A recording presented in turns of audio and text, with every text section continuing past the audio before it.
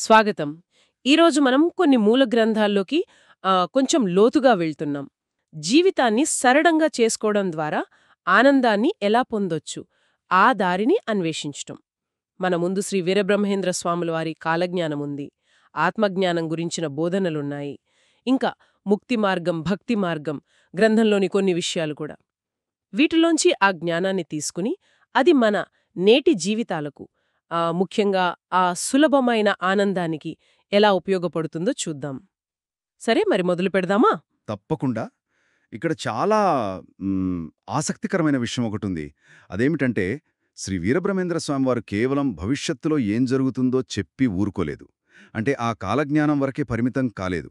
ఆ రాబోయే కష్టమైన, సంక్లిష్టమైన భవిష్యత్తునైనా సరే, దాన్ని ఎలా ఎదుర్కోవాలి, ప్రశాంతంగా, ధైర్యంగా ఉండటానికి కావాల్సిన ఆ అంతర్గత శక్తి, అంటే ఆత్మజ్ఞానం, దాన్నెలా పెంచుకోవాలో కూడా చాలా స్పష్టంగా చెప్పారు. ఓ. ఈ రెండిటిని కలిపి చూడాలి. కాలజ్ఞానం, ఆత్మజ్ఞానం. బయటి ప్రపంచాన్ని అర్థం చేసుకోవడం, మన లోపల స్థిరంగా ఉండటం. అప్పుడే ఆ సులభమైన, ఆనందమైన జీవితం సాధ్యం. మీరు చెప్పింది ఆలోచిస్తే, అంటే ఇప్పుడు భవిష్యత్తు తెలుసు అనుకోండి, కానీ దాన్ని తట్టుకునే మానసిక బలం లేకపోతే, అవును. ఆ తెలిసింది కూడా భయపడుతుంది కదా. ఖచ్చితంగా మరింత ఆందోళన పెంచుతుంది. అందుకే ముందు ఈ కాలజ్ఞానం, ఆత్మజ్ఞానం వీటిని కొంచెం విడమర్చి చెప్పుకుందామా. కాలజ్ఞానం అంటే రాబోయే మార్పులు, సవాళ్లు, సమాజంలో, ప్రకృతిలో, వాటి గురించి ఒక హెచ్చరిక లాంటిది అనుకోవచ్చా? సరిగ్గా. మూల గ్రంథంలో కూడా అలాగే ఉంది. కలిపురుషుని ప్రభావం వల్ల మానవులు ప్రవర్తించే విధానములను, వాటి ప్రభావముల వల్ల కలిగే బాధలు, కష్టాలు మన ముందు జాగ్రత్త కొరకు కాలజ్ఞానం ద్వారా తెలిపియున్నారు అంటారు. ఇదొక రాబోయే తుఫాను గురించి చెప్పినట్టు. అయితే తుఫాను వస్తోందని తెలిస్తే సరిపోదు గదా. సరిపోదు. దాన్ని తట్టుకునేందుకు ఏదో ఒకటి ఉండాలి. ఇల్లు లాంటిది. ఇక్కడే ఆత్మజ్ఞానం వస్తుందంటారా? పర్ఫెక్ట్. అదే పాయింట్. స్వామివారు ఆ కష్టాలను, బాధలను చూసి భయపడొద్దు అన్నారు. వాటిని దాటి మనసులో ప్రశాంతత, ఆనందం పొందడానికి ఆత్మజ్ఞానం అనే దారి చూపించారు. మూలంలో అన్నట్టు ఆ బాధల నుండి రక్షణ పొందుటకు శ్రీ వీరబ్రహ్మేంద్ర స్వాముల వారు మనకు ఆత్మజ్ఞానమును అందించారు. అంటే సింపుల్గా చెప్తాలంటే, మనల్ని మనం తెలుసుకోవడం, మనలో ఉన్న శక్తిని, ఆ దైవత్వాన్ని గుర్తించడం, బయట వెతకడం ఆపి లోపలికి చూడటం. ఇక్కడే నాకు స్వామివారి ఇంకో మాట ఎంత అద్భుతంగా చెప్పారో అనిపిస్తుంది. ఆత్మలోన మార్పు కలిగినప్పుడేగాని తత్వము మారునని తెలియండయ్యా. ఉమ్, అంటే బయట పరిస్థితులు అవి ఎలా ఉన్నా సరే, వాటిని మనం చూసే దృష్టి, మన లోపలి స్థితి మారితేనే అసలైన మార్పు, శాంతి, సులభత్వం. అవును. ప్రపంచాన్ని మార్చడం కన్నా మనల్ని మనం మార్చుకోవడం ముఖ్యం అన్నట్టుగా ఉంది. నిజం. ఈ ఆత్మజ్ఞానమే సులభత్వానికి పునాదిలాంటిది. ఎందుకంటే అప్పుడు తెలుస్తుంది, ఆనందం, శాంతి అనేవి బయట వస్తువుల్లో లేవు, పరిస్థితుల్లో లేవు, ఇంకెవరో మనల్ని మెచ్చుకుంటే రావు అని. అవి మనలోనే ఉన్నాయని వెతకడం మొదలుపెడితే ఆటోమేటిక్గా అనవసరమైన కోరికలు, ఆడంబరాలు, ఈ పోటీతత్వం అవన్నీ తగ్గిపోతాయి. అవును కదా. జీవితంలో చాలా సమస్యలు మన మనసులోనే పుడతాయి. ఆ మనసుని అర్థం చేసుకుని కంట్రోల్ చేస్తే జీవితం చాలా తేలిగ్గా అనిపిస్తుంది. నిజమే. ఇక స్వామివారు చెప్పిన కలియుగ లక్షణాలు చూస్తుంటే అచ్చం మన ఇప్పటి సమాజంలాగే అనిపిస్తుంది. ముఖ్యంగా ఆ డబ్బు సంపాదన మీద మోజు, వస్తువుల మీద ఆశ. ఆయనేమన్నారు? కోటీశ్వరునికైనా కోటి చింతలు, చింతలేన బ్రతుకు వెతకాలిరా. హ్మ్. చింతలా పాలైన సిరికి బానిసలై శాంతినే కోల్పోయి ఏడ్చెరయ్యా. ఎంత నిజం! మనం రోజూ చూస్తూనే ఉంటాం. ఎంత ఉన్నా ఏదో అసంతృప్తి, అశాంతి. ఇదొక పెద్ద సవాలే కదా ఇప్పుడు. అవునవును. ఇదిప్పుడున్న పెద్ద సవాళ్లల్లో ఒకటి. డబ్బే కాదు, పేరు, ప్రతిష్టల కోసం వెంపర్లాట కూడా. స్వామి చెప్పినట్టే తనకున్న సంపదను, పేరు, ప్రతిష్టలను చెప్పుకుని గర్వించుచుంటారయ్యా. ఈ గర్వం, ఈ అహంకారం ఇవి మనల్నింకా బంధించేస్తాయి. కరెక్ట్. అంతేకాదు, చిన్న చిన్న తాత్కాలిక సుఖాల కోసం ఆరాటం, క్షణకాల సుఖముకై బహుమాయ పన్నేరు బహు దుఃఖమునకది మార్గమయ్యా. అంటే ఇవాల్టి సుఖం కోసం చేసే పనులు రేపు దుఃఖానికి కారణమవుతాయని హెచ్చరిక. మ్మ్. ఇంకా అంతులేని కోరికలు, ఆకలి తీరని ఆశ పిశాచిని నమ్మినా నిన్ను మృంగిపోయేనురా. ఆ ఆశ అనే దయ్యం మనల్ని ఎప్పటికీ తృప్తిపడనివ్వదు. జీవితాన్ని ఇంకా ఇంకా బరువుగా, కష్టంగా మార్చేస్తుంది.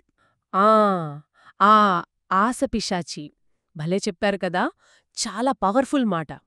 నాకు ఇంకో వాక్యం కూడా బాగా ఆలోచింపజేసింది. నాది నాది అనుచు గర్వించి చెప్పారు, తల్లి గర్భము నుండి ఏమి తెచ్చారు? హా, వస్తువులతో, హోదాలతో, చివరికి మనుషులతో కూడా ఎంత భారం మోపుతుందో కదా. నిజమే. ఈ బరువులే మనల్ని తేలిగ్గా, హాయిగా ఉండనివ్వవేమో అనిపిస్తోంది. కరెక్ట్. ఈ బయటి ఆకర్షణలు, ఈ సమాజం ఒత్తిళ్ళు, పేరు ప్రతిష్టల మోజు, అన్నిటికన్నా ముఖ్యం అహంకారం. స్వామి ఎంత క్లియర్గా చెప్పారో చూడండి, అహం వీడక లీకు జ్ఞానంబు కలగదు అని. అవును. ఇవన్నీ మనల్ని మన సహజమైన ఆనందం నుంచి, ఆ సింపుల్, స్వచ్ఛమైన స్థితి నుంచి దూరం చేస్తున్నాయి. స్వామివారి మాటల్లోనే చెప్పాలంటే, మనం తెలియకుండానే మాయలో పడిపోతున్నాం. ఈ మాయాజాలమే జీవితాన్ని కష్టంగా మార్చేది. సులభత్వం అంటే ఈ మాయ నుంచి, ఈ అనవసరమైన చిక్కుల నుంచి బయటపడటానికి. ఆత్మజ్ఞానమనే లైట్ వేసుకుంటే ఈ మాయని చీకటిపోతుంది. ఈ మాయను ఛేదించి సులభత్వం వైపు వెళ్లడానికి స్వామివారు కొన్ని అద్భుతమైన ఉదాహరణలు చెప్పారు కదా. నాకు భలే నచ్చింది ఒకటి. ఏంటది? ఈత తెలిసిన ఎడల నీరేమి చేయులు, తెలియకున్నా మునిగి సచ్చేరయా, బ్రహ్మవిద్యను ఈత నేర్వనట్టివారు సంసారమున మునిగి సచ్చేరయా. ఎంత సింపుల్గా చెప్పారు. జీవితాన్ని సముద్రమన్నారు, జ్ఞానాన్ని ఈతన్నారు. ఇది చాలా లోతైనది, అలాగే ప్రాక్టికల్ కూడా. సంసారం అంటే కేవలం ఫ్యామిలీ లైఫ్ అనే కాదు. ఈ మొత్తం ప్రపంచ వ్యవహారాలు, కష్టసుఖాలు, సవాళ్లు, ఇదో పెద్ద సముద్రం లాంటిది. మనం రోజూ ఇందులో ఈదుతూనే ఉంటాం. నిజమే. ఇందులో సమస్యలు అలల్లా వస్తాయి, కొన్ని ఆకర్షణలు సుడిగుండాల్లా ఉంటాయి. వీటిలో మునిగిపోకుండా సేఫ్గా ఒడ్డుకు చేరాలంటే బ్రహ్మవిద్య అంటే ఆత్మజ్ఞానం అనే ఈత వచ్చుండాలి. ఆ జ్ఞానమే మనకు డైరెక్షన్ చూపిస్తుంది. అనవసరమైన భయాలు, బాధలు అనే నీళ్లలో మునగకుండా కాపాడుతుంది. అంటే జ్ఞానం, ముఖ్యంగా ఆత్మజ్ఞానం, జీవితాన్ని కష్టం చేయదు, దాన్ని ఎలా ఈదాలో నేర్పి సులభం చేస్తుంది. ఇది నిజంగా మనం ఆలోచించాలి. జ్ఞానం బరువు కాదు, మనల్ని తేలిక చేసేది. ఇంకో మాట కూడా అంతే పవర్ఫుల్. చెప్పండి. ఆశకు దాసుడు అందరికీ దాసుడే, ఆశ లేనివాడే మహనీయుడురా. ఇది సులభత్వానికి, స్వేచ్ఛకు ఎంత క్లియర్గా లింక్ పెట్టిందో చూడండి. అవును. మన కోరికలే మనల్ని బానిసల్ని చేస్తాయి. అవి ఎంత తక్కువుంటే మనమంత ఫ్రీగా, అంత తేలికగా, అంత గొప్పగా ఉండగలం. అంటే సులభమైన జీవితం అంటే కోరికలు తగ్గించుకున్న జీవితం కూడా. అవును. కోరికలు తగ్గించుకోవడం అంటే జీవితాన్ని వదిలేమని కాదు. ఏవి అనవసరమో, ఏవి మనకు శాంతి లేకుండా చేస్తున్నాయో గుర్తించి వాటి పట్టు వదిలించుకోవడం. అలాగే ఇంకో ముఖ్యమైన విషయం, చేతిలోని ముద్ద నోటిలోనికి పోదు, శివునాజ్ఞ లేనిదే తెలియండయా అన్న మాట. ఇది మన లిమిట్స్ని గుర్తించమంటుంది, మన అహంకారాన్ని తగ్గించుకోమంటుంది. అన్నీ మన చేతిలోనే ఉన్నాయి, నేనే చేస్తున్నాను అనే ఫీలింగ్ వల్ల భరించలేని ఒత్తిడి, ఫెయిల్యూర్ వస్తే డిప్రెషన్స్ వస్తాయి. నిజమే. కానీ ఈ ప్రపంచంలో మనకన్నా పెద్ద శక్తి ఒకటి ఉంది, అంతా దాని ప్రకారమే జరుగుతుంది అని నమ్మినప్పుడు మనం మన ప్రయత్నం చేస్తాం, కానీ రిజల్ట్ గురించి అనవసరంగా టెన్షన్ పడం. ఈ సరెండర్ అవ్వడం జీవితాన్ని చాలా సులభం చేస్తుంది. సరే, ఇప్పుడు థియరీ అంతా బాగా అర్థమైంది. సులభత్వం, ఆత్మజ్ఞానం ఎంత ముఖ్యమో తెలిసింది. కానీ దీన్ని ప్రాక్టీస్ చేయడం ఎలా? రోజువారీ జీవితంలో దీన్ని ఎలా అలవర్చుకోవాలి? స్వామివారి బోధనల ప్రకారం ఆయన రాసిన ముక్తి మార్గం, భక్తి మార్గం పుస్తకం చదవడం ఒక దారి అని మూలంలో చెప్పారు కదా, దాని గురించి కొంచెం చెప్పండి. అవును. ఆ పుస్తకం చదవడం అనేది ఒక సాధన లాంటిది. మూలంలో దాన్ని ఒక పద్ధతిలో చదవమని, ఉదాహరణకు 40 రోజుల్లో 9 సార్లు చెప్పినా దాని వెనుకున్న అసలు ఉద్దేశం ఆ జ్ఞానాన్ని మనసులోకి ఎక్కించుకోవడం. అలా చేస్తే చాలా ప్రాక్టికల్ లాభాలొస్తాయని క్లియర్గా చెప్పారు. ఒకటి, మనకున్న సమస్యలకు సొల్యూషన్స్ అవే దొరుకుతాయి. మీ అన్ని రకాల సమస్యలకు సులువుగా పరిష్కార మార్గాలు దొరుకుతాయన్నారు. ఎందుకంటే జ్ఞానం మన ఆలోచనా విధానాన్ని మారుస్తోంది కదా. అవును.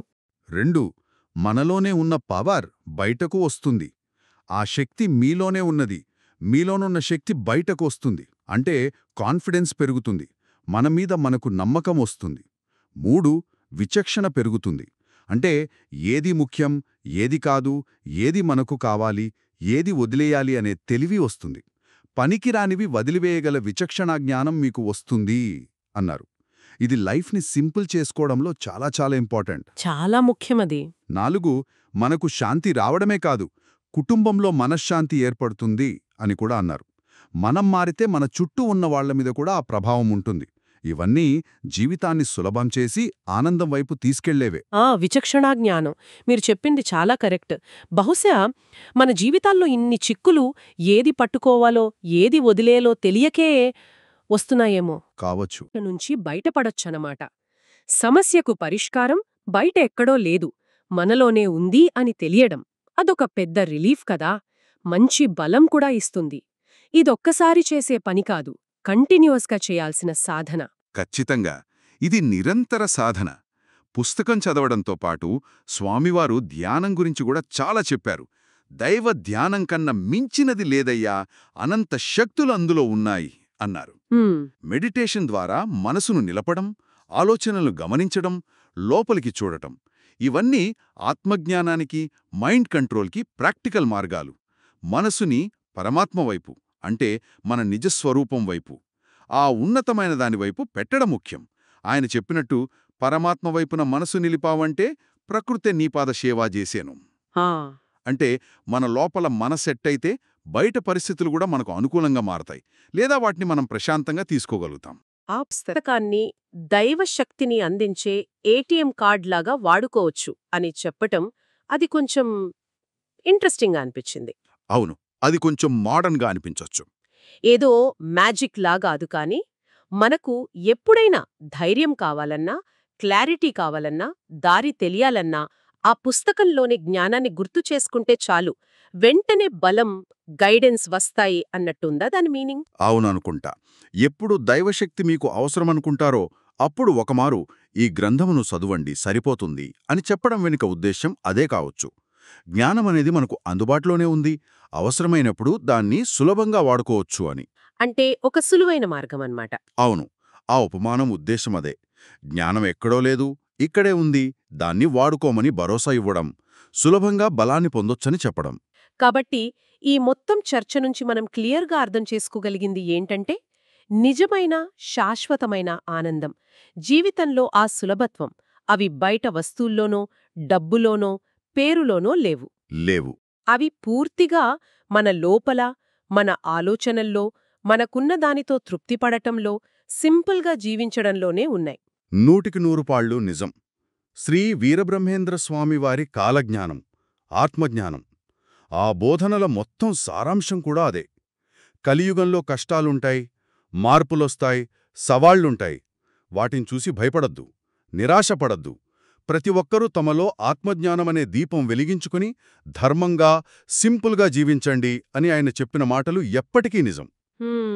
బయట ఎంత గందరగోళంగా ఉన్నా మనం లోపల బలంగా, క్లియర్గా, సింపుల్గా ఉండాలి. ఆయన ఇచ్చిన భరోసా కూడా మర్చిపోకూడదు. అవును. నన్ను తలచిన ఎడల నా దర్శనం బిత్తు, ఎట్టి ఆపదలైనా, ఎన్ని కష్టములైనా నే ఉండి తొలగించుతన్నమ్మయినా అని.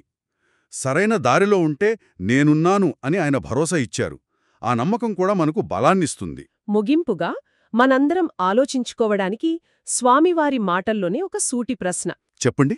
3 నాళ్ల బ్రతుకిది యముడు వచ్చాడంటే మీ గొప్ప ఏమిటో తెలియండయా? నిజమే కదా. ఈ కొద్ది రోజుల జీవితంలో మనం దేనికెక్కువ విలువ ఇస్తున్నాం? డబ్బు, పేరు, హోదా ఇలాంటి బయటివాటికా, లేక ఎప్పటికీ మనతో ఉండే మనశ్శాంతికి, తృప్తికి, సులభమైన అర్థవంతమైన జీవితానికా? దీని గురించి మనలో మనం ఆలోచించుకోవాలి. ఈనాటి మన ఈ లోతైన పరిశీలన ఇక్కడతో ముగిద్దాం. శ్రీ వీరబ్రహ్మేంద్ర స్వామివారి బోధనల నుంచి, ముఖ్యంగా సులభమైన జీవితం ద్వారా ఆనందాన్ని ఎలా పొందొచ్చు అనే విషయంలో కొన్ని ముఖ్యమైన విషయాలు మీతో పంచుకోగలిగామని ఆశిస్తున్నాం. సులభత్వం అనేది బలహీనత కాదు, అదొక చాయిస్, ఒక సాధన, ఒక బలం. బయటి ప్రపంచపు ఒత్తిడులకు లొంగిపోకుండా మన లోపలి ఆనందాన్ని, శాంతిని వెతుక్కునే ప్రయత్నంలో ఈరోజు మనం మాట్లాడుకున్నవి మీకు కొంచెం స్ఫూర్తినిస్తాయని, ఉపయోగపడతాయని ఆశిస్తున్నాను. మళ్ళీ త్వరలో ఇంకో ఆసక్తికరమైన అంశంతో కలుద్దాం. అంతవరకు సెలవు.